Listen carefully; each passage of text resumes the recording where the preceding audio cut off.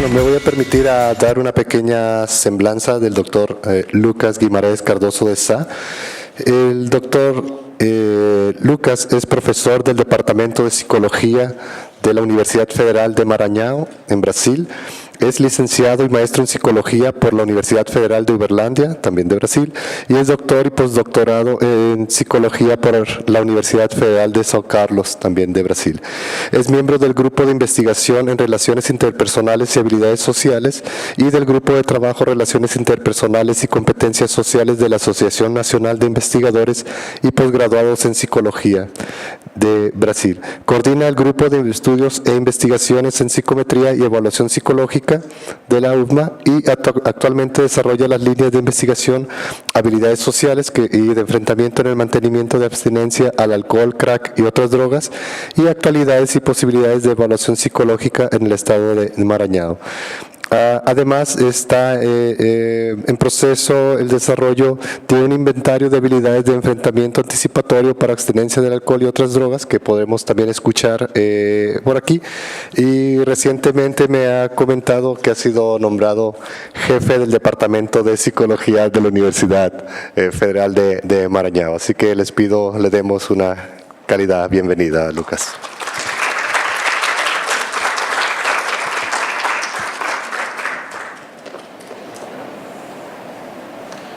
Bom dia, buenos dias.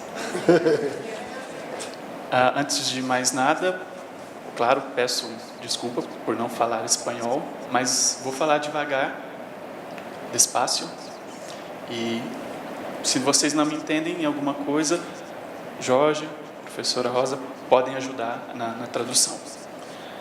Jorge também me ajudou a fazer os slides em espanhol.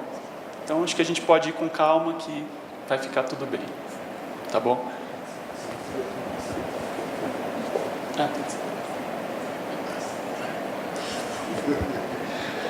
Bom, agradeço o convite da universidade, do Centro Universitário de Lagos, o esforço para me trazer do Brasil. Não é tão perto, não é tão fácil, então agradeço por isso. Agradeço também o professor Jorge, por ter me ajudado nesse processo todo, nesses últimos dias. Para começar, deixa eu contar de onde eu venho. Bom, esse é o Brasil. Não sei se vocês têm muita ideia de onde ficam as coisas, mas deixa eu ver aqui. Bom, aqui está São Paulo, a cidade de São Paulo, Rio de Janeiro. Vejam que onde eu estou aqui. Então, não estou muito perto de onde as pessoas mais conhecem o Brasil. Eu nasci aqui, depois fui fazer minha graduação e o mestrado aqui, morei aqui e agora estou bem aqui, ó, um pouco longe do centro do Brasil. Essa é a cidade onde eu moro agora, que é São Luís. Então, vejam que tem praia, é uma cidade bonita. Não tem uma boa administração pública, mas é uma cidade bonita. Tem coisas bonitas para ver. E essa é a universidade em que eu trabalho, que é a Universidade Federal do Maranhão. E nessa universidade eu tenho desenvolvido estudos sobre habilidades sociais. É algo que eu venho estudando já há bastante tempo e continuo agora que eu trabalho na Universidade Federal do Maranhão. Vocês estão me entendendo? Sim? Bom, o que são habilidades sociais? Alguém tem algum conhecimento sobre o que são habilidades sociais? Alguém já escutou falar, já ouviu algo sobre isso? Mais ou menos? O que são as habilidades sociais? Bom, de maneira ampla, são um campo de investigação e de aplicação. Então, é um campo onde se faz pesquisa e onde também se faz intervenção, por exemplo. É possível, se pode fazer intervenção em habilidades sociais. Tudo gira em torno desse termo aqui, desempenho social. A gente vai falar mais sobre isso, mas então, para começar, saibam que é um campo que envolve uma teoria Então, existe uma teoria das habilidades sociais e uma prática, que seria aquilo que eu disse sobre as intervenções em habilidades sociais. Na teoria, então, se busca produzir explicações sobre o comportamento social, sobre como as pessoas interagem umas com as outras.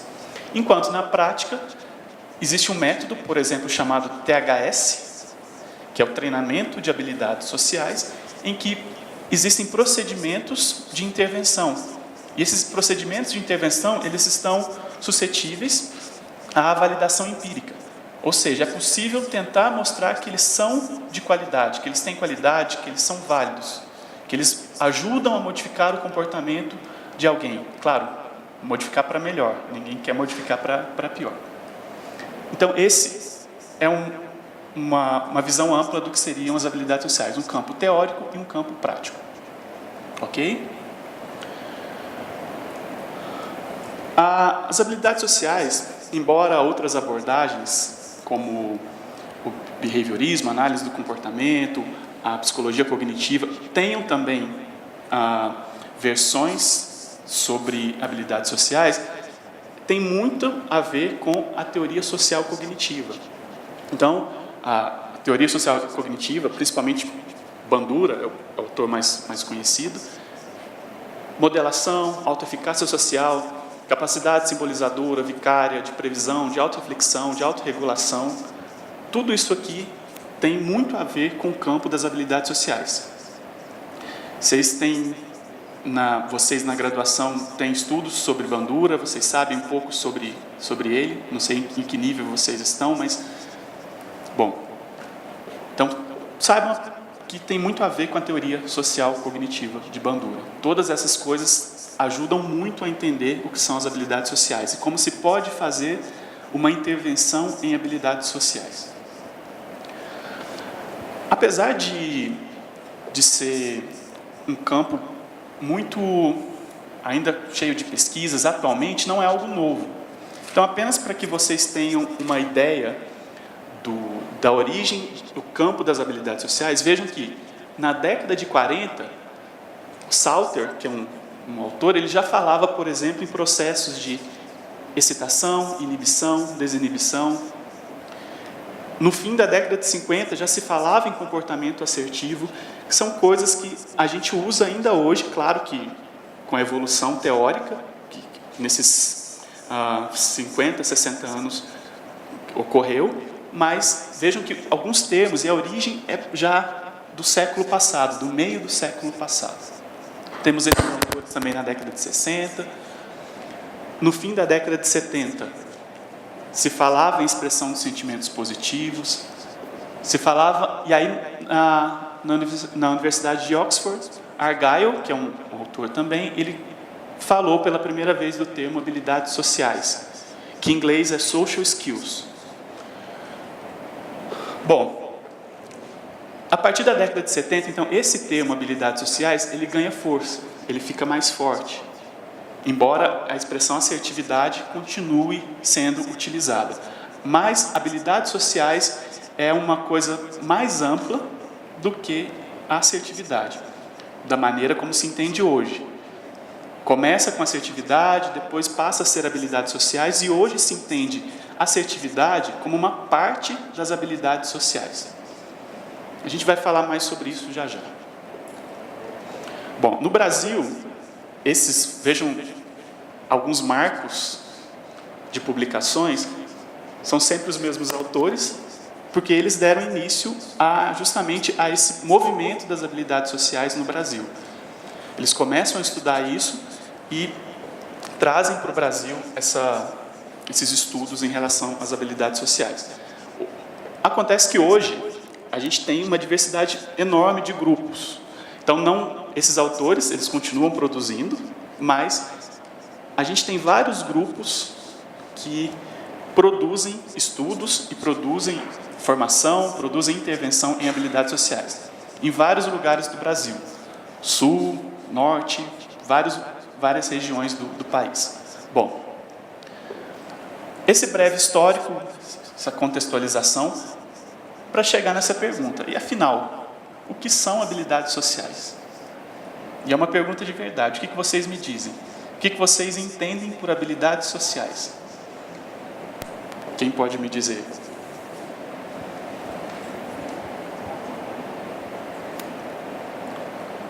Vejam só, quando eu faço essa pergunta, eu estou pedindo para que vocês tenham o quê? Um desempenho social, que é uma coisa que a gente vai falar já já. Alguém pode me dizer o que são habilidades sociais? Não? Diga. Yo no soy psicólogo, Bueno, pero yo entiendo que las habilidades sociales pues son justamente estas herramientas, estos medios de que nos valemos para tener una buena interacción, una buena relación, una buena en la sociedad en que vivimos. perfeito. Muito bem. Vamos detalhar então esses pontos que a professora colocou. Como eu falei para vocês, tudo começa aí. Desempenho social. Nós não somos seres isolados. O tempo todo a gente precisa interagir com outras pessoas. Se a gente não tem desempenho social, supondo todo mundo precisa ter, mas supondo que a gente não tivesse desempenho social, a gente não sobreviveria. Não teria como sobreviver. Como é que você consegue as coisas? Conversando com outras pessoas, pedindo coisas, negando coisas. Vamos ver mais sobre isso. Mas tudo começa aqui, desempenho social. Então, existe uma demanda social. E você precisa responder a essa demanda social com um desempenho social, que foi exatamente o que eu acabei de fazer com vocês. Eu perguntei, o que são habilidades sociais? Isso é uma demanda social. Vocês, aqui é um outro contexto, mas supondo que fosse em um contexto de avaliação, em sala de aula, em classe, vocês teriam que me responder, obrigatoriamente, sim ou sim. E isso implicaria que vocês necessitariam ter um desempenho social. Se vocês, como vocês fizeram agora, não me respondem, eu entendo que vocês não estão tendo um desempenho social. Agora, um desempenho social, ele vem de onde? Do repertório de habilidades sociais. Uma criança, um ninho, criança é outra coisa, né? O ninho, ele precisa aprender coisas, aprender a pedir comida, por exemplo. Ele precisa pedir para tirar alguma coisa que está incomodando ele. Quando ele é muito pequeno, ele chora. E o choro é um sinal de que tem algo errado e de que precisa ser modificado. Quando ele vai crescendo, ele não pode chorar, não resolve. Os pais eles vão dizer, olha, para de chorar que isso é feio. Então ele começa a ter que criar habilidades para poder pedir. Eu quero isso, eu não quero isso. Então ele começa a criar essas habilidades. Então, ao longo da nossa história pessoal, conforme a gente vai crescendo, a gente vai criando um repertório de habilidades sociais. A gente pode criar repertório para algumas coisas, pode não criar para outras. A gente pode criar um pouco de repertório, e às vezes esse repertório não é suficiente. Aí que é o problema quando chega em fases mais avançadas do desenvolvimento, do desenvolvimento. Porque, por exemplo, um adolescente, ele pode às vezes não saber conversar com alguém que interessa para ele, que ele quer namorar, alguma coisa assim. Isso passa a ser um problema. Por que pode ser um problema na adolescência? Porque às vezes na infância ele não desenvolveu os comportamentos necessários para quando chegasse no futuro ele tivesse esse repertório. Então a gente diz, por exemplo, que ele pode ter um repertório deficitário dessas habilidades. Então, ao longo da nossa história, a gente vai criando um repertório de habilidades que ajudam que a gente execute um desempenho social. É muito difícil que a gente não tenha um repertório de habilidades sociais. Se a gente chegou vivo até essa fase da vida, é porque a gente tem um repertório. A questão esse repertório é suficiente para atender às nossas demandas, ou as demandas que são exigidas da gente, que seria o desempenho social? Essa é a questão, e que pode ser um problema em alguma fase do desenvolvimento.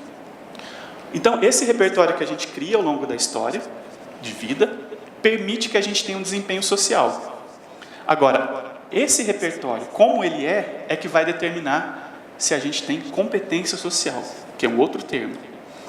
A gente pode ter um repertório, esse repertório faz com que a gente tenha um desempenho, mas esse desempenho pode não levar a gente a ter competência social, que é um outro termo. O que é competência social? É quando você consegue aquilo que você quer. A gente vai falar, eu vou mostrar daqui a pouco os critérios de competência, mas quando você consegue aquilo que você quer, de forma satisfatória. Então, por exemplo, eu pergunto para vocês, o que são habilidades sociais? A minha demanda social exige de vocês um desempenho social, com base no repertório de habilidades sociais que vocês desenvolveram ao longo da história, vocês podem ser mais ou menos competentes. Competência social não é uma questão de tudo ou nada. É uma questão de mais ou menos. Eu posso ser mais ou menos competente. E como é que eu sei o que é mais ou menos competente? Bom, eu acabei falando, não mostrei, mas desempenho social, então, são um comportamento ou uma sequência de comportamentos emitidos em uma situação social. Ok? Habilidades sociais, então, são classes de comportamentos presentes no repertório do indivíduo, aprendidos ao longo das etapas de desenvolvimento por meio de modelos, como pais, irmãos, amigos, colegas de trabalho. Eu acabei não falando disso, eu falei do aprendizado, mas muito do que a gente aprende em relação a comportamentos sociais tem a ver justamente, lembra que eu falei lá da teoria do Bandura? Tem a ver justamente com os modelos que a gente tem. Se a gente tem bons modelos, a gente desenvolve um repertório mais elaborado. Se a gente não tem modelos suficientes, a gente não vai ter um repertório tão elaborado. Ok? Bom, o que é competência social, então? É uma avaliação do desempenho social. Como eu falei, mais ou menos competente, em termos da articulação entre os pensamentos, os sentimentos e os comportamentos de cada pessoa. Como se define se uma pessoa é mais ou menos competente? Com base nesses critérios. Por exemplo, se você alcança os objetivos da situação, você cumpre um critério de competência social. Imagine que você não entendeu uma coisa que eu falei. E aí você precisa fazer uma pergunta para mim. Se você me pergunta, eu te respondo, você cumpriu o critério 1, você alcançou o seu objetivo. O seu objetivo era o quê? Fazer uma pergunta para esclarecer uma dúvida. Eu respondi, então você alcançou os objetivos. Segundo critério, manter ou melhorar a relação com outras pessoas. Supondo que você tem que fazer um pedido para o seu pai ou para sua mãe. E aí você chega e fala de uma maneira que soa agressiva. O seu pai fica bravo com você, vocês brigam e você não consegue o que você quer e ainda você não melhorou a sua relação com outras pessoas. Então você não cumpriu critérios de competência social. Então, além de alcançar os objetivos, a maneira como você se comporta precisa melhorar, no mínimo manter ou melhorar a sua relação com outras pessoas. Supondo que vocês morem com o namorado, com a esposo, enfim, e a pessoa sempre deixa a louça, como é louça, os pratos, os copos, louça, como se fala? Os trastes. Trastes, sempre sujos em cima da mesa ou em cima da pia.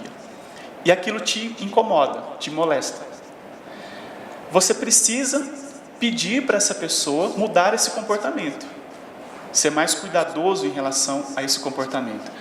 Se você pede de uma maneira que a pessoa entenda e cumpra, e de uma maneira que vocês não briguem, não peleiem, você cumpriu o outro critério de competência social. Terceiro, manter ou melhorar a sua autoestima. É o terceiro critério de competência social. Porque às vezes a gente faz coisas, por exemplo, para agradar os outros, Você pode resolver o problema, mas você fica com a autoestima baixa. Você fica triste, você fica chateado com aquilo. Então, isso não seria um critério de competência social. Você tem que se sentir bem com a resolução daquilo que está sendo proposto. Nesse caso dos trastes sujos. Se a pessoa fala assim, por exemplo, eu vou fazer, vou cuidar, mas isso é culpa sua. É você que não tem atenção. Poxa, isso deixa a pessoa triste. A autoestima dela pode abaixar. Então, no critério de competência social, você precisa manter ou melhorar a autoestima. Por fim não, né? O quarto, equilibrar os ganhos e as perdas. Existe uma expressão em português que se chama ganha-ganha. Os dois da relação que está sendo estabelecida devem ganhar. Não um ganhar para o outro perder. Como nesse exemplo que eu falei, por exemplo, fere o critério da autoestima e feriria também os ganhos e perdas. Às vezes eu ganho uma coisa, mas custa o outro perder. Digamos, eu passo por cima do outro para poder ter um benefício meu. Isso não entra nos critérios de competência. As duas partes da relação precisam ganhar alguma coisa. Seja autoestima, seja, enfim, alguma coisa precisa. Os dois precisam sair bem dessa relação. E por fim, manter ou ampliar os direitos humanos socialmente reconhecidos. Tem a ver com isso também que eu falei, mas as pessoas não podem romper direitos humanos, não podem, digamos, maltratar o outro para ter um benefício. Supondo que vocês trabalhem em uma empresa. Vocês são o chefe. Você é o chefe. E aí um funcionário chega e você faz um pedido para ele, gritando, falando alto, xingando. E ele vai fazer aquilo que você pediu. Mas ele vai fazer porque existe competência social envolvida? Não. Ele vai fazer, então não tem direitos humanos respeitados, não tem autoestima, não tem ganhos e perdas equilibrados, não melhora a relação e não, alcança o objetivo, mas não cumpre os outros critérios. Então, isso é importante. Pensar sempre que um comportamento socialmente competente, ele deve ter cuidado com esses 5 critérios aqui. Ok? Seguem me entendendo bem? Bom. O que faz uma pessoa ser socialmente competente, mais ou menos competente, né? Bom, eu estou sempre falando da dimensão pessoal. Esses critérios que eu apresentei para vocês, de competência social, as definições de habilidades sociais, pertencem a uma dimensão pessoal. É você com você mesmo, ou uma pessoa com ela mesma. Mas a gente sempre deve levar em conta a questão situacional. Isso também é fundamental quando se fala de habilidades sociais. Por exemplo, você vai fazer um pedido. Vou dar um exemplo bobo, meio, enfim. Você precisa fazer um pedido para alguém da sua família. Você vai pedir, por exemplo, o seu pai ou sua mãe para levarem até a casa de um amigo, algo assim. É uma demanda social e você vai precisar ter um desempenho social para conseguir o que você quer. Acontece que, bem na hora que a seleção mexicana de futebol está jogando, é que você vai fazer esse pedido para o seu pai. Qual a chance de você conseguir aquilo que você quer? É menor. Justamente porque a pessoa não levou em conta o contexto, a situação em que aquilo estava se desenvolvendo. Então é sempre importante levar em consideração também o contexto situacional. Outra coisa é o contexto cultural. E aí, o contexto cultural é um pouco mais complicado.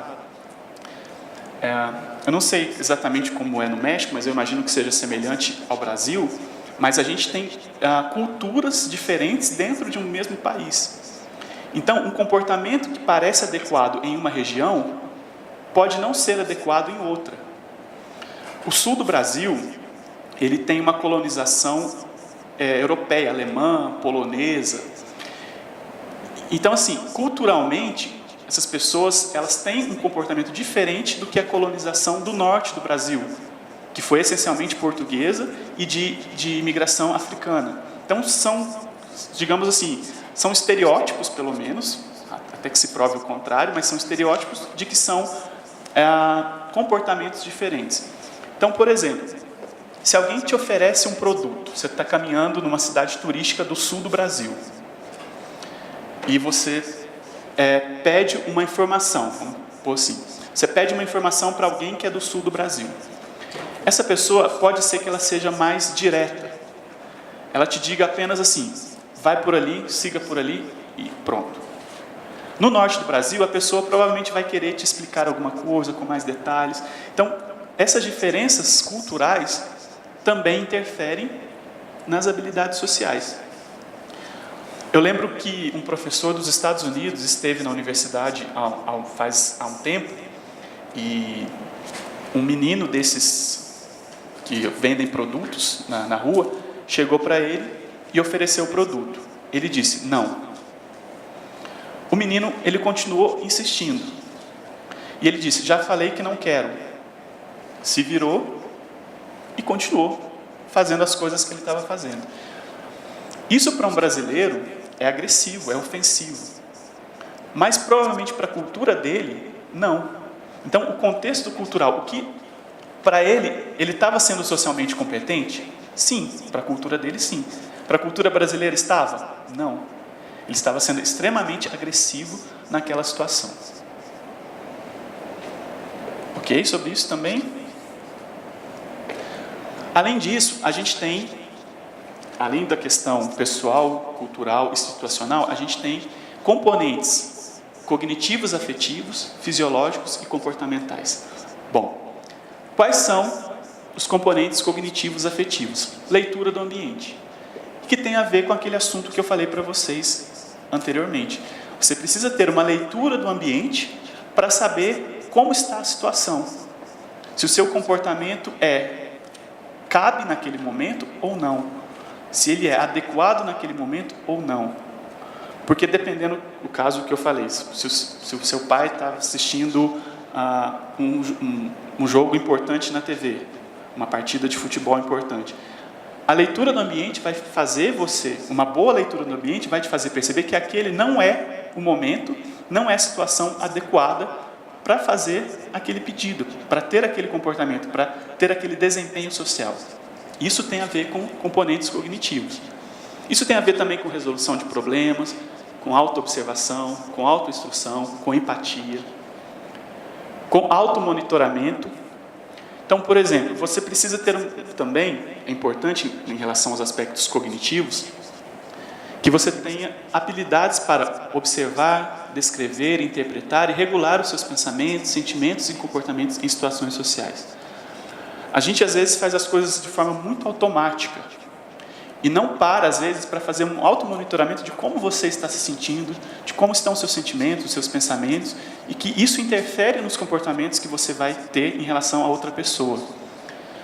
Então, se você consegue perceber como está o seu estado pessoal, você consegue, consequentemente, ter um desempenho social mais adequado, ser socialmente competente, se você consegue ter a noção disso. Eu trouxe aqui, está em português, mas um trecho de um livro desse escritor brasileiro, João Guimarães Rosa. E aí, vamos ver se vocês conseguem entender, eu acho que sim, não há tanta diferença. Bom, digo ao Senhor que eu mesmo notei que estava falando alto demais. Coração bruto, batente por debaixo de tudo. Senti outro fogo no meu rosto, o salteio de que todos a fim que me olhavam. Por isso prendi minhas vistas no homem, um que foi o qualquer, sem nem escolha minha e porque estava bem por minha frente. O que isso ilustra? Justamente a situação de automonitoramento. A pessoa estava numa situação e ela fez o quê? Ela prestou atenção que ela estava falando alto demais.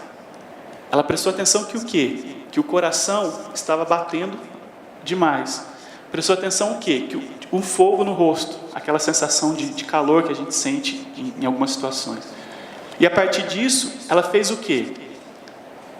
Olhou para um homem qualquer, só para fugir dessa sensação de incômodo que ela estava tendo. Isso é a ideia um pouco de automonitoramento.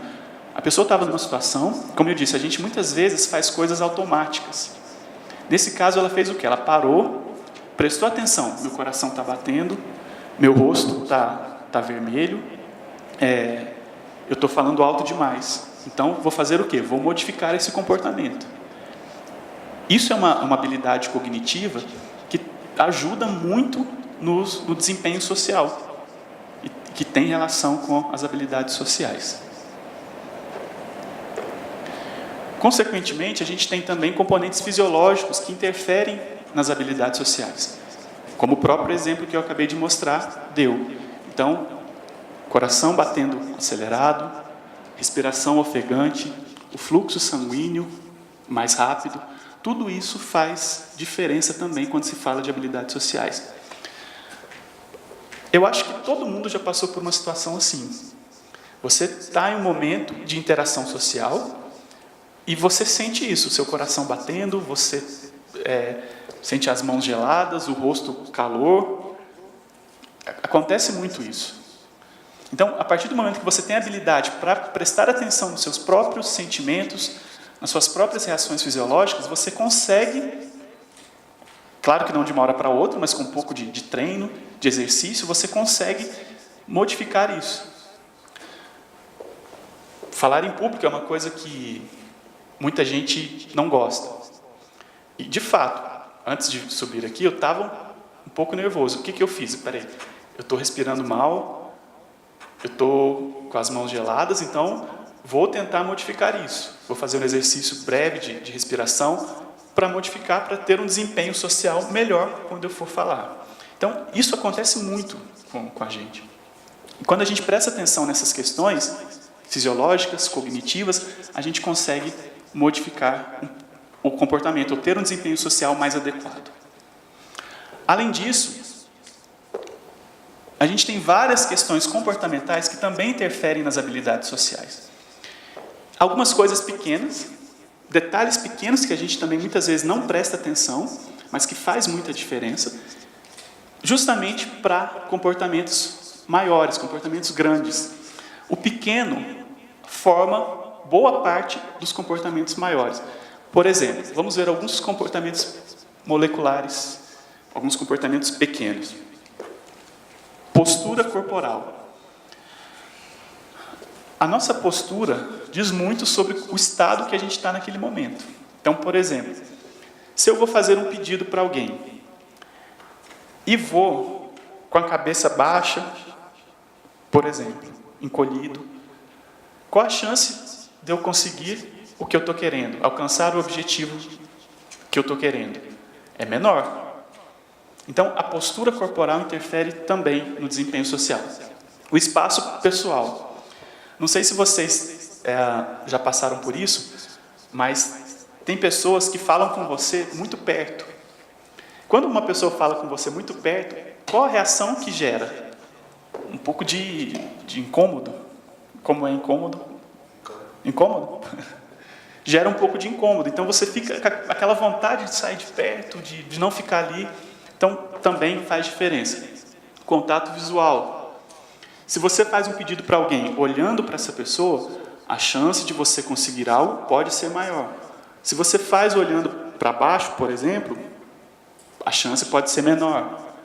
A maneira como você faz gestos com a cabeça, a maneira como você faz gestos com a mão, a maneira da sua expressão facial.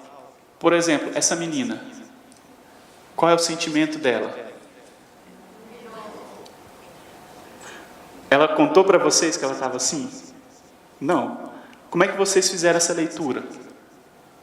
Pela expressão facial e dos gestos, da postura corporal que ela está.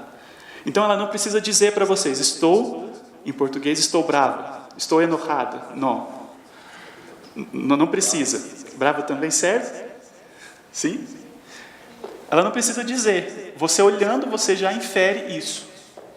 Sorriso também.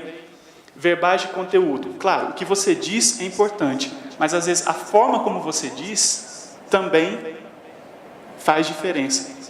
Por exemplo, essa frase. A gente tentou elaborar uma em espanhol, mas a gente não conseguiu fazer uma... Mas, me gustas tu. Eu gosto de você. Se eu digo, eu gosto de você, significa uma coisa. Se eu digo, eu gosto de você, pode ter um outro significado. Se eu digo, eu gosto de você. Então, assim, a mesma frase, dependendo de onde você coloca a força da sua voz, pode ter significados diferentes. Se é eu, você está dizendo que é com você.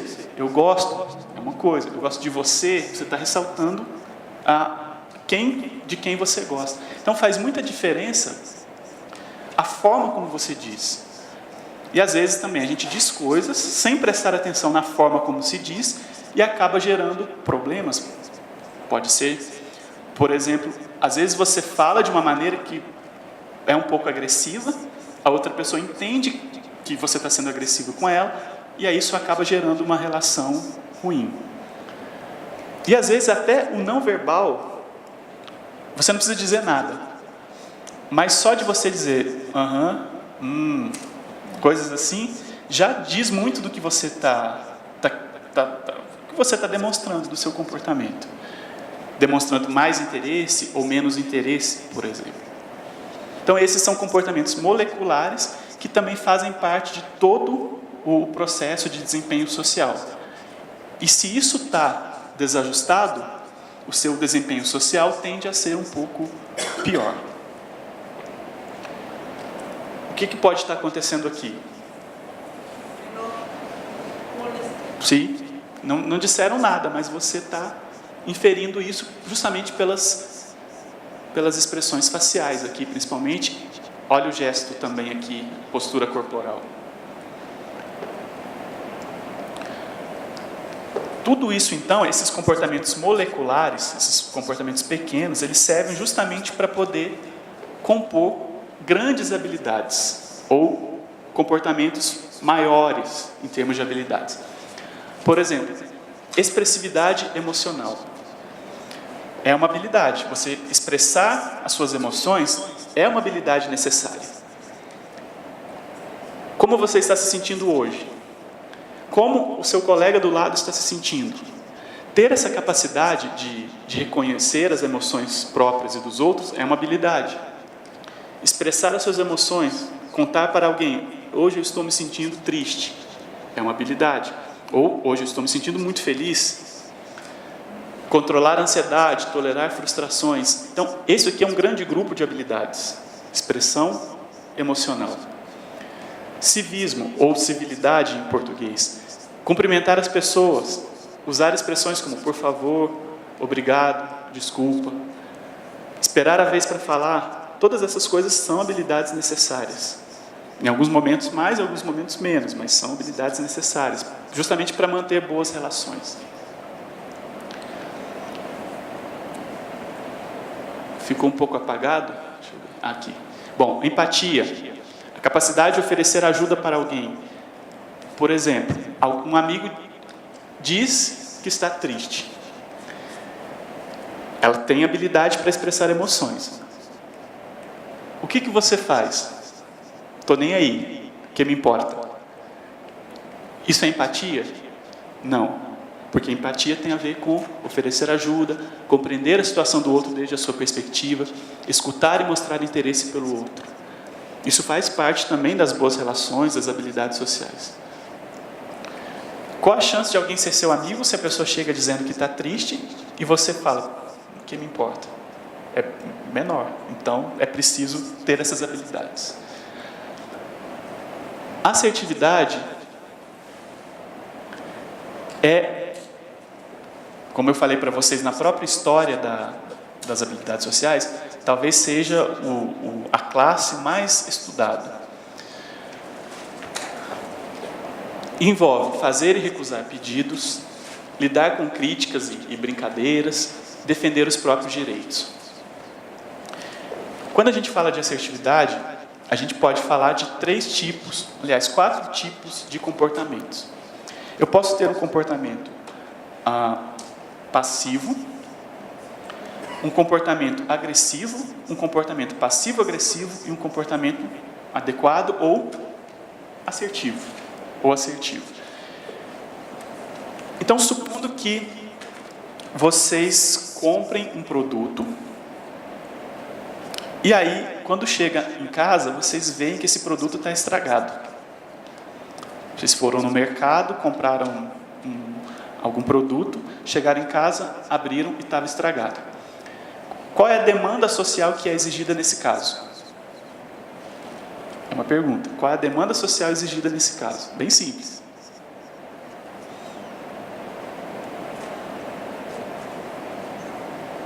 O que exige de você? Fazer o quê? Supondo que não exija nada. Tudo bem, gastei 1.000 pesos com isso e tudo bem, deixa para lá. Não importa. É um comportamento assertivo? Não. Isso é passivo. Se você chega no mercado gritando, falando alto, apontando o dedo para a pessoa que te vendeu, é assertivo? Não. É agressivo.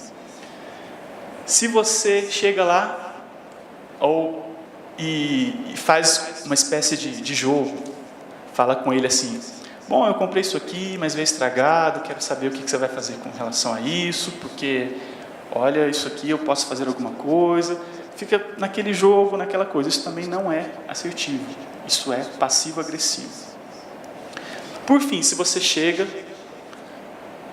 tem os comportamentos moleculares todos ajustados, prestou atenção nas suas cognições, nas suas emoções, se você faz o pedido adequadamente, olha, eu estive aqui, comprei esse produto e quando eu cheguei em casa vi que estava estragado, então eu gostaria que você trocasse, que você cambiasse, né, esse produto por um novo. Com um tom de voz adequado, com uma postura adequada, respeitando o espaço pessoal. Isso é assertivo. E a chance de você ter sucesso, de você ser considerado socialmente competente, ser avaliado como socialmente competente, é muito maior. Então, isso seria um pouco aqui do que é assertividade. Como eu disse, provavelmente é a classe mais estudada ao longo da história das habilidades sociais. Outra aqui, fazer amizades. Então, fazer perguntas pessoais, iniciar e manter conversação, elogiar e aceitar elogios. Essa aqui é uma situação interessante, né? Às vezes as pessoas não sabem receber elogios. Alguém elogia e a pessoa fala: não é bem assim. Por exemplo, você está bonita com essa roupa hoje. Estou nada, essa roupa é velha, nem me arrumei, nada disso. Ela desvaloriza o outro. Então, aceitar... E se a pessoa vai desvalorizando os elogios que recebe, chega uma hora que pode ser que ela pare de receber. Então, aceitar elogios é uma habilidade importante. E algumas específicas, por exemplo, de acordo com o contexto, por exemplo, de trabalho. Quais são as habilidades necessárias no trabalho? Claro que todas as outras são civismo, empatia, expressão emocional, assertividade, tudo isso faz parte. Mas existem habilidades específicas, por exemplo, coordenar um grupo, falar em público, resolver problemas, tomar decisões, mediar conflitos. São habilidades também necessárias no contexto de trabalho. Assim como temos outros contextos, por exemplo, o contexto de relação de pareja. Habilidades específicas são necessárias nesse contexto. Ok? Bom, então um resumo. Habilidades sociais é um construto que envolve diferentes classes de comportamentos que contribuem para a competência social, para que o desempenho social seja avaliado como socialmente competente. Isso faz o quê? Favorece relações saudáveis e produtivas com as demais pessoas. Sempre dependendo da situação e da cultura onde tudo isso é executado.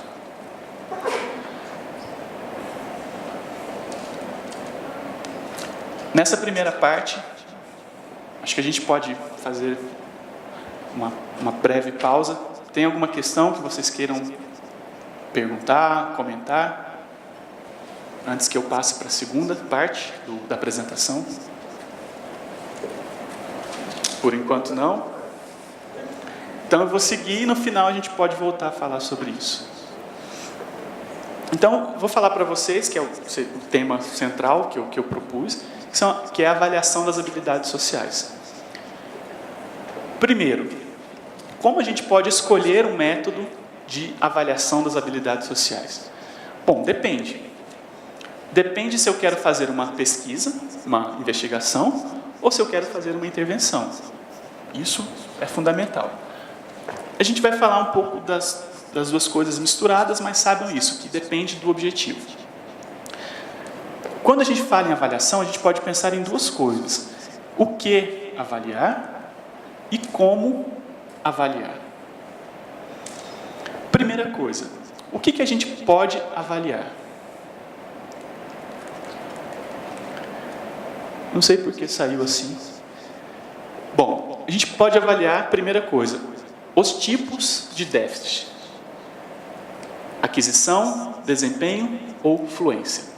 E aí eu vou falar um pouco sobre cada um desses três tipos. Primeira coisa que se busca entender, o que a gente vai avaliar? Os tipos de déficit. Quais são? Primeiro, aquisição. A pessoa não tem, ou a pessoa tem o repertório que é exigido dela? Supondo que alguém que chegue na clínica, pedindo ajuda, porque não consegue se relacionar bem com os colegas de trabalho, não consegue adaptar ao trabalho. E ela fala, olha, eu não consigo, por exemplo, falar em público. E a minha profissão exige que eu fale em público. Você pode avaliar primeiro, é um problema de aquisição? A pessoa não tem o repertório para falar em público? Como eu disse para vocês, pessoalmente, eu acho que esse tipo de déficit, ele é raro. Muito difícil que a pessoa não tenha nada de habilidade. Ela pode ter um nível muito baixo, mas é muito difícil que ela não tenha o repertório de habilidades. Então, aquisição é isso, a pessoa tem ou não tem o repertório. A segunda é o desempenho. Supondo que a pessoa tenha o repertório, pode ser que ela não consiga desempenhar o comportamento. Por quê? Por exemplo, pode ser que exista algo que atrapalhe que o comportamento seja desempenhado. Um estado de depressão, por exemplo. Uma pessoa que em um estado depressivo, pode ser que ela não tenha motivação para executar o comportamento. Então seria assim, eu sei falar em público, mas por conta de um estado depressivo, eu não sinto motivação, eu não quero fazer. Não quero porque tem alguma coisa me bloqueando. Isso então seria um problema de desempenho. Eu sei, mas não quero, não tenho motivação para fazer. O terceiro tipo é de fluidez, ou de fluência. Eu tenho o repertório, eu desempenho, só que o meu desempenho não é fluido, ele é travado. Eu poderia começar a falar assim, seria um problema de fluência, não está fluindo, eu estou executando, eu tenho, estou desempenhando, mas não estou executando, não tenho fluência. Então, o que se faz nesse início é justamente identificar qual é o tipo de déficit. Mas não se avalia somente os déficits, se avalia também os recursos. A pessoa pode ter um problema, ou ela pode ter uma queixa que ela não sabe falar em público. E aí a gente pode investigar, por exemplo, que é um problema de fluência. Mas ela tem um repertório muito bom para coordenar pequenos grupos. Então, assim, quando é um público grande, é um problema. Mas quando é um grupo pequeno, é um recurso. A pessoa coordena muito bem pequenos grupos. Ou lida muito bem quando é 1 a 1. Isso seria um recurso. Então, a partir do recurso, você pode tentar depois, digamos, melhorar ou modificar os problemas, os déficits. Outra coisa que se pode avaliar são os recursos do ambiente. Por exemplo, com crianças. uma criança ela tem dificuldade de estabelecer amizades na escola. Mas você percebe que o ambiente tem um potencial muito grande. Os professores, eles são muito dispostos a ajudar e a orientar essa criança, a integrar essa criança. Então, seria um recurso do ambiente. Claro que, às vezes, o ambiente também pode ser um problema, pode ser um déficit. E aí, na avaliação, você vai conseguir perceber isso. Então, descobrir qual é os recursos e déficits também do ambiente. Por fim, comportamentos que concorrem com a aprendizagem e o desempenho das habilidades sociais. Então, pode ser, por exemplo, que, como eu falei no caso da fluência, pode ser que a pessoa sinta ansiedade, ela tem um estado de ansiedade que impede que ela flua bem. Então, esses comportamentos que têm a ver com ansiedade podem ter relação com por que o desempenho está sendo ruim. Claro que tudo isso sempre levando em conta quem são os interlocutores e qual o contexto que aquilo está sendo proposto. Então, isso é o que avaliar. E por que avaliar?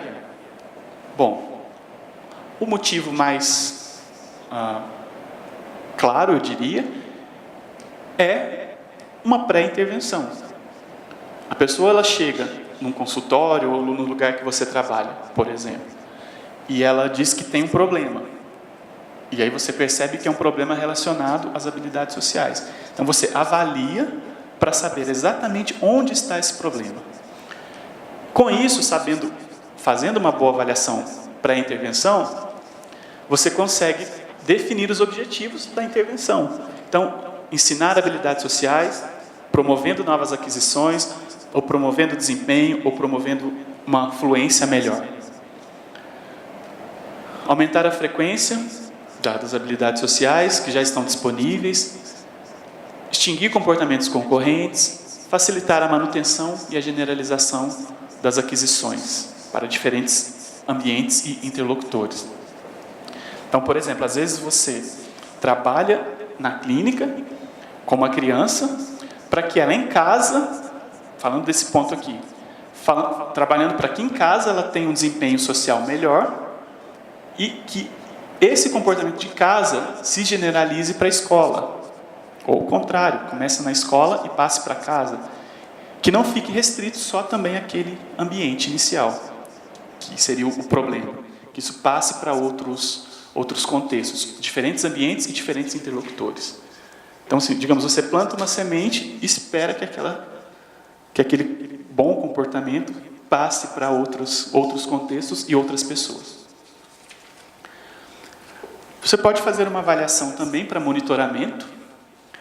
Ao longo da intervenção, você sempre pode fazer avaliação para melhorar a sua própria intervenção, para ver o que está dando certo, o que não está dando, para redirecionar a intervenção. É possível fazer isso também como monitoramento, uma avaliação contínua. E também uma avaliação final. Depois que terminou a intervenção, você pode fazer uma avaliação para saber se os objetivos foram alcançados e se a pessoa, de fato, teve alguma mudança na vida dela. No início da intervenção, você estabelece um objetivo, como eu mostrei aqui. Você pode fazer uma avaliação final para ver se os objetivos foram alcançados e se a intervenção, de fato, resultou em melhora na qualidade de vida, nas relações da pessoa que passou pela intervenção. Então, aqui são alguns exemplos. Ok? Como avaliar? Então, a gente tem métodos observacionais, métodos de relato. O melhor é que você integre as duas coisas, mas a gente tem métodos observacionais e de relato. Métodos observacionais são aqueles de acesso direto. Observação, autoobservação. Observação numa situação natural, observação numa situação análoga. Vamos ver essas aí. Uma observação naturalística, uma observação direta. O que você pode observar? Componentes verbais, componentes não verbais, paralinguísticos. Então, por exemplo, você vai para uma escola de uma criança e observa a maneira como ela interage com os colegas, com os professores, e começa a observar essas coisas. frequência que o comportamento ocorre, duração com que o comportamento ocorre, a intensidade, de quanto em quanto tempo ele ocorre, a latência, são coisas que você pode observar. Ambientes, horários, enfim. E aí o ideal era que se pudesse ter mais de um observador, justamente para ter garantias de qualidade da observação, para que não tenha uma impressão pessoal sobre os resultados. Então, se duas pessoas observam a mesma coisa, é porque realmente aquilo deve estar ocorrendo. Então, se você tem possibilidade de ter acordo entre juízes, então, melhor. Então, oferece dados mais simples e mais confiáveis, mas toma muito tempo, porque pensa que você tem que ir para a escola, por exemplo, e passar horas, talvez dias, fazendo observações para ter algum resultado, para ter alguma informação. É possível também propor uma situação análoga. Você leva a pessoa que você quer avaliar e propõe uma tarefa para ela. É uma simulação, digamos assim. E como ela se comportaria naquela situação. Então, a partir de estímulos e perguntas padronizadas, se estabelecem demandas para respostas sociais. Você tem controle, então, dessas demandas, você consegue, digamos, produzir as respostas que você quer avaliar. Respostas que poderiam ser difíceis de outra maneira. Você pode gravar, e aí você depois pode observar pelo vídeo, ir e voltar. Isso te dá uma possibilidade maior de avaliação. No entanto, tem a limitação das generalizações para ambientes naturais. Afinal de contas, é uma situação análoga, é uma simulação. Então, vejam que os métodos eles têm suas vantagens e têm suas desvantagens, independente de quais a gente vai usar, ou se a gente vai usar mais de um, por exemplo. Os métodos de relato são de acesso indireto, e aí pode ser escalas, inventários, entrevistas ou testes sociométricos. Aqui é uma coisa importante que sempre tenha uma avaliação do próprio indivíduo, ou seja, uma autoavaliação, mas que também você inclua avaliação por outras pessoas. De novo, usando o exemplo da escola. A criança, o ninho, pode fazer a própria avaliação. Mas é importante que você tenha também dados dos pais, dados dos professores, para fazer uma avaliação, justamente uma avaliação mais completa, com mais informações. Como eu coloquei aqui, o acesso indireto, ele é sujeito a vieses, sesgos, bias, sesgo. É sujeito a ter informações imprecisas.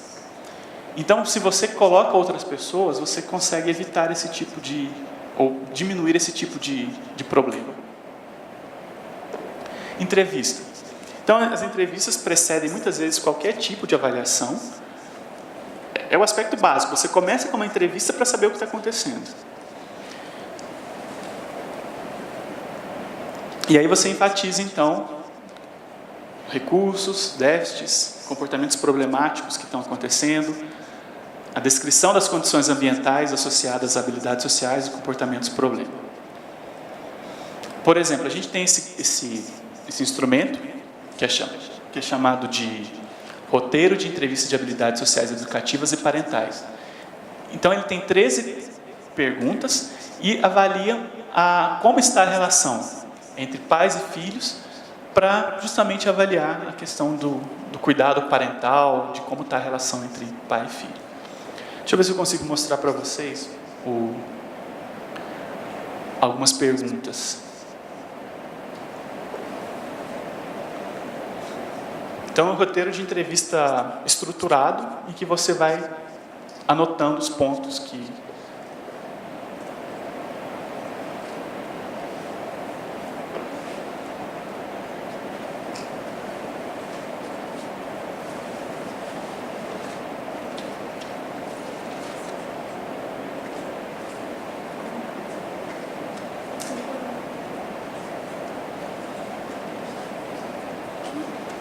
Alguém pode me ajudar? Por que não aparece a imagem?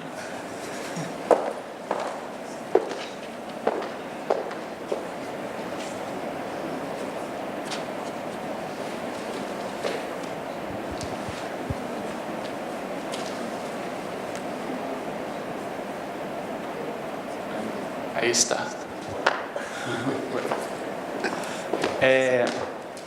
Não sei se vocês conseguem ler bem, mas, por exemplo, você faz perguntas ao seu filho, é um roteiro, lembrando que é um roteiro de entrevista. Você faz perguntas a seu filho com que frequência? Frequentemente, algumas vezes, quase nunca ou nunca. Sobre quais assuntos? Escola, atividades do dia, relacionamentos interpessoais. Quando você faz perguntas a seu filho, como ele reage? Responde com bom humor, responde com pouco interesse, apenas ouve, muda de assunto, sai da situação, fica agressivo. Você expressa seus sentimentos a seu filho? Frequentemente, algumas vezes, quase nunca. De que forma? Falando, conversando, abraçando, beijando, agradando, fazendo carinhos, brincando, jogando, passeando. Em que momentos você expressa sentimentos positivos? Ao ver televisão, ao despedir-se para dormir, quando está junto ao filho, de manhã ao acordar, outros. Então, é um roteiro de entrevista que é um guia, realmente, que te permite fazer uma avaliação de como está a relação entre pais e filhos.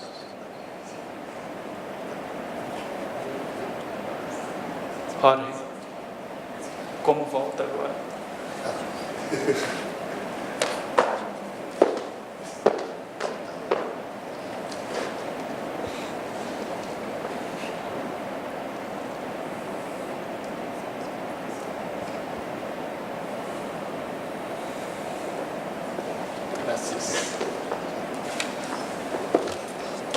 Então, esse seria o roteiro de entrevista. Além disso, a gente pode ter técnicas sociométricas. Você pode perguntar numa sala, numa classe com ninhos, você pode perguntar um por um. Por exemplo, quem é a pessoa mais inteligente? Quem é a pessoa mais alegre? Quem é a pessoa mais estudiosa? Então, você consegue ter uma ideia das relações entre as pessoas de um grupo perguntando isso. Imagine um grupo de amigos de vocês, se vocês fizessem uma espécie de técnica sociométrica. O que as pessoas diriam de você? Você tem que características? Então, isso permite ter uma noção de como são as relações dentro de um grupo. Contexto de trabalho. Quem é a pessoa mais esforçada? Claro que você pode também perguntar coisas ruins. E essa é a ideia para ver alguns problemas, por exemplo. Então, isso seriam as técnicas sociométricas. Então, elas têm alta validade social, porque, afinal de contas, é uma resposta gerada pelo próprio grupo, não é uma avaliação externa sobre esse grupo. Como eu comentei, é um indicador da avaliação do indivíduo sobre seus comportamentos, mas a desvantagem é que pode gerar respostas desejáveis. As pessoas podem, digamos, contar uma mentira, não dizer a verdade para agradar o outro, para evitar conflitos. Isso pode ser uma limitação. Bom, os testes, que são os recursos muito utilizados, são resumos de comportamentos que podem ser respondidos por uma escala e que têm que ter validade, precisão, padronização e normas. Vamos ver algumas dessas escalas.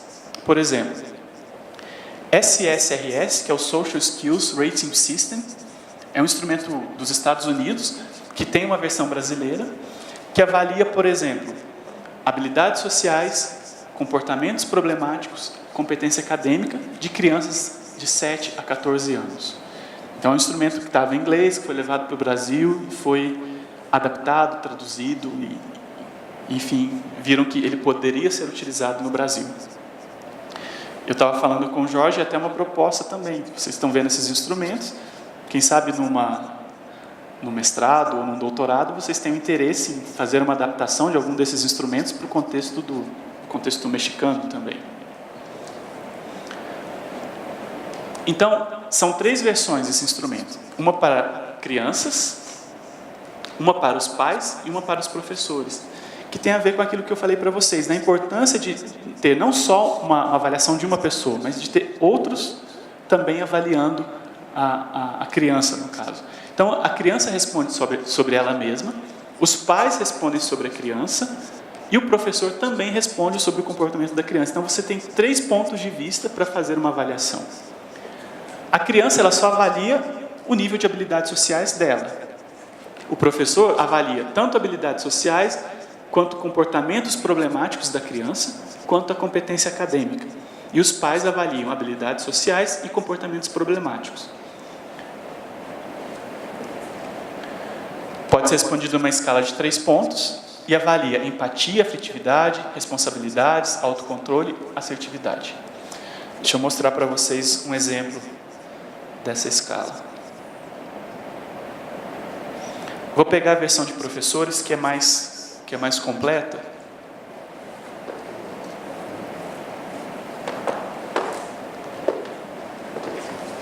Tenho que aprender isso.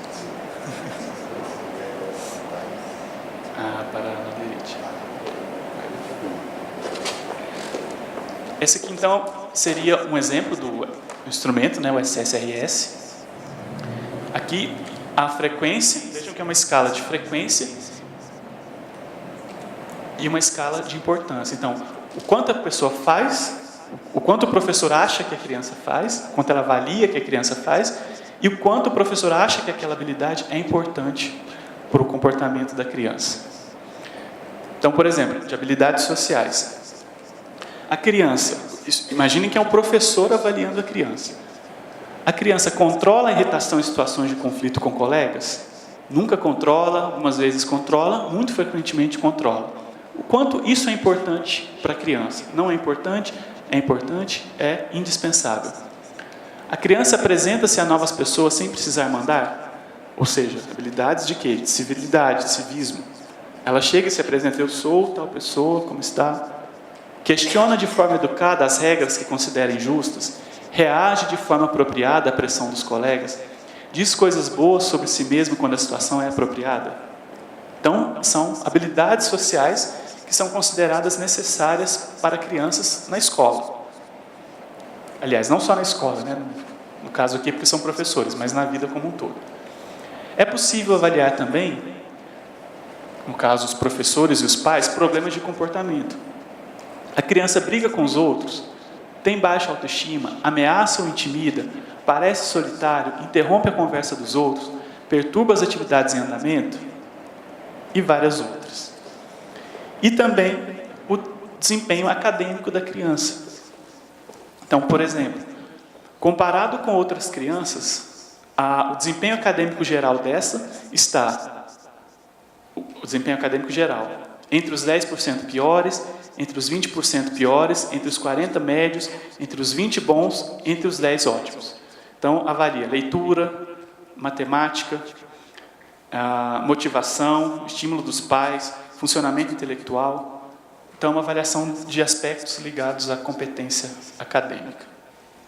Esse é o exemplo do SSRS.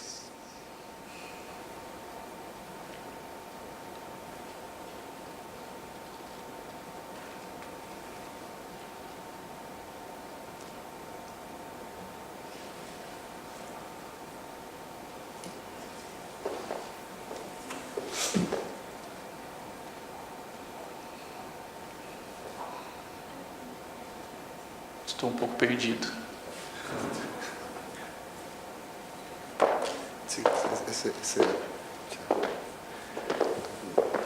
Bom, a gente tem esse outro instrumento, que é o SMHSC, que é um chamado de Sistema Multimídia de Habilidades Sociais de Crianças. Os professores e as crianças avaliam as habilidades sociais.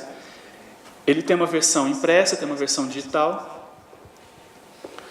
Deixa eu já aproveitar então, Jorge. Deixa eu fazer aqui. Vou mostrar para vocês como mais ou menos ele funciona. Vejam aqui.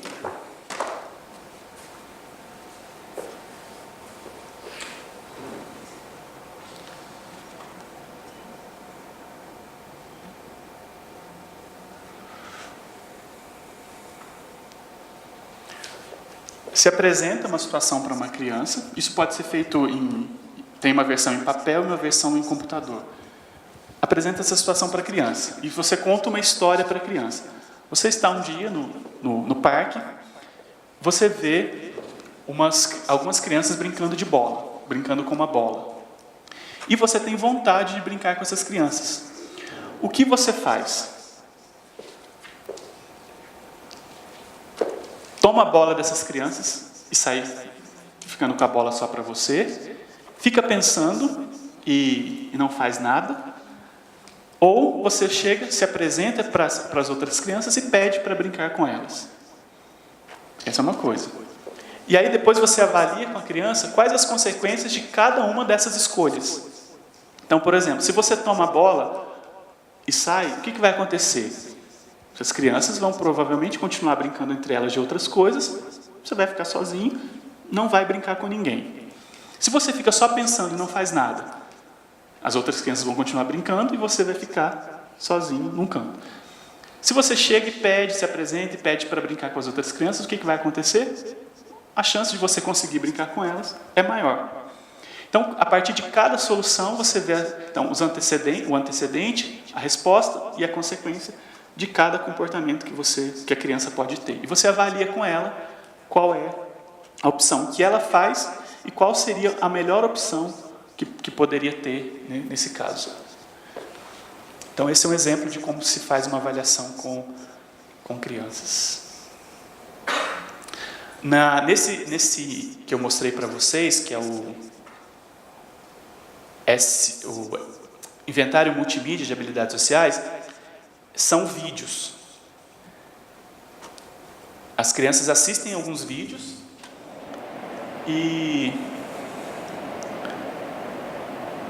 dão as respostas a partir dos pequenos vídeos que elas viram.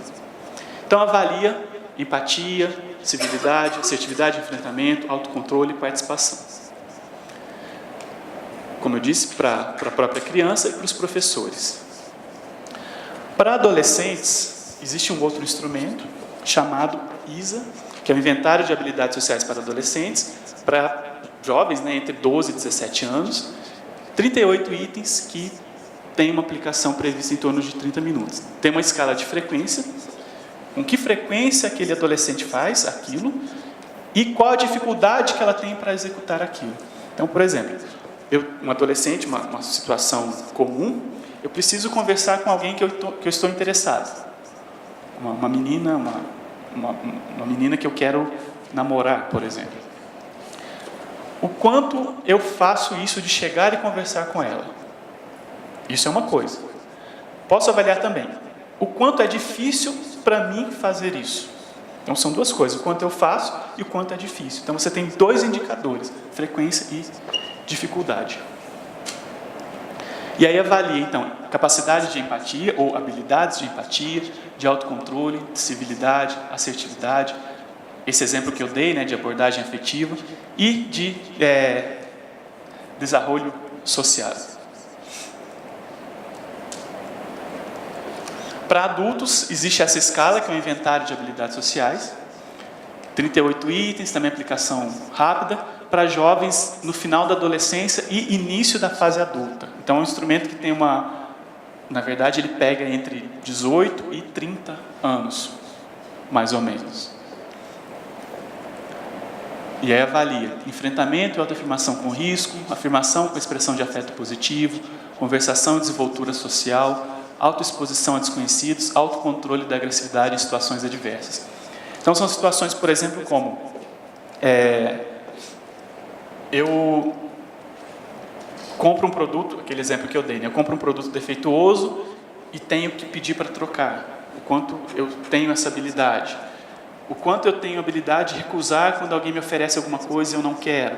Então, são vários comportamentos que são importantes na fase adulta, e aí é necessário avaliar nessa fase. Como eu disse, esse instrumento ele pega entre 18 e 30 anos, então tem uma nova versão entre 18 e 60 sendo produzida, com menos itens e fatores, conversação e desenvoltura social, expressão de sentimento positivo, assertividade e autodefesa, assertividade e autoexposição social e assertividade afetivo-sexual. E aí ele vai entre 18 e 60 anos. Mas ele ainda não está pronto, ele está sendo desenvolvido, deve sair em breve. E eu não tenho nada com esses instrumentos, eu só estou informando, não são meus. Esse aqui é específico para habilidades sociais de pareja. Então, avalia questões importantes para uma boa relação entre parejas. Avalia também a frequência com que aquilo é feito. Então, avalia expressividade e empatia, autoafirmação assertiva, autocontrole reativo, autocontrole proativo, conversação assertiva. Então, por exemplo, nesse aqui tem uma questão diferente dos outros, que comportamentos sexuais são avaliados. Então, por exemplo, se o meu parceiro ele quer fazer sexo e eu não quero, consigo dizer isso para ele, ou aceito mesmo sem ter vontade, que é uma questão importante que envolve justamente assertividade, entre outras coisas específicas dessas questões de relações de marido, mulher, etc., namorados. Bom, e aí existem alguns outros instrumentos sendo desenvolvidos. Inventário de habilidades sociais educativas. Então, são habilidades específicas para o contexto da educação, para crianças. RIAN, que é um para avaliar questões de assertividade com criança. Um para idosos, que isso é uma lacuna, uma falha que a gente tem. A gente não tem um instrumento que avalie habilidades sociais para idosos, para adultos maiores. Então, o inventário de habilidades sociais para idosos, que está sendo desenvolvido. Um específico para mulheres, que é o IHA, e esse que é o que eu estou desenvolvendo, que é o inventário de habilidades de enfrentamento antecipatório, que avalia habilidades para usuários de substâncias, de álcool, droga e outras drogas. Amanhã, se algum de vocês estiver no curso, eu vou falar um pouco sobre ele também. Então, é uma área que está em desenvolvimento, a área de avaliação, de criação de instrumentos para avaliação de habilidades sociais. Bom, obrigado, graças. Eu deixo meus contatos, se vocês quiserem me escrever para perguntar alguma coisa. Anotem, se vocês tiverem interesse, nesse site, www.ris.fiscar.br, que tem vários textos, várias produções em habilidades sociais. Então, vocês podem baixar gratuitamente, enfim. E eu convido vocês para o Seminário Internacional de Habilidades Sociais. Ele acontece a cada 2 anos, e esse ano, 2017, ele vai acontecer na cidade de Ribeirão Preto, São Paulo, uma cidade próxima de São Paulo. Se vocês não puderem ir nesse de 2017, podem ir no de 2019, que provavelmente vai ser na cidade que eu moro, São Luís. Então, vocês aproveitam, conhecem onde eu moro e podem ir e ver um pouco sobre a produção de habilidades sociais. É isso, obrigado. Estou disponível para responder perguntas e comentar o que vocês quiserem.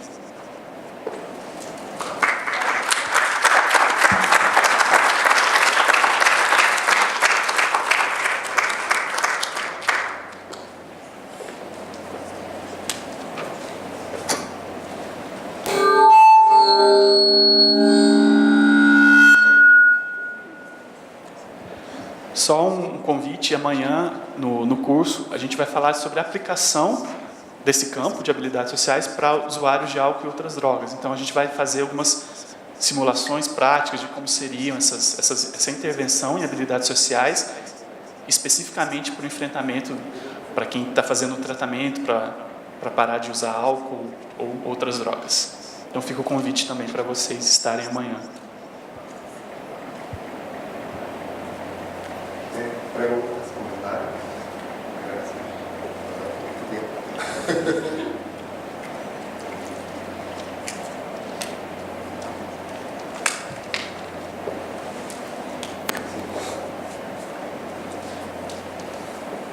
Ya lo ha dicho, el día de mañana va a ser el curso taller más práctico y entonces podrán llevarlo.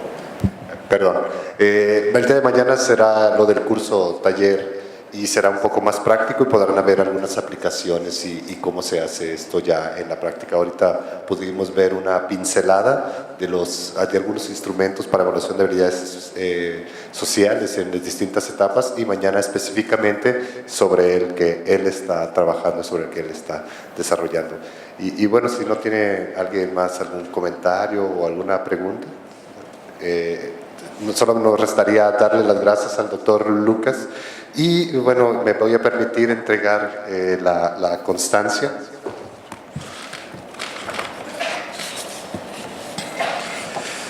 Y me voy a permitir leerla. La Universidad de Guadalajara, a través del Centro Universitario de los Lagos, otorga la presente constancia al doctor Lucas Guimaraes Cardoso de Sá por impartir la conferencia magistral Instrumentos para Evaluación de Habilidades Sociales en diferentes etapas, como parte de las actividades de la Jornada de Actualización en Psicología en el marco de la Universidad Internacional de Verano, el día 14 de junio de 2017. Firma el rector del centro, doctor Aristarco Regalado Pinedo, la doctora Rebeca Vanessa García Corso, secretaria académica, y el licenciado Carlos Alfonso Palafox Velasco. Muchas gracias, Lucas.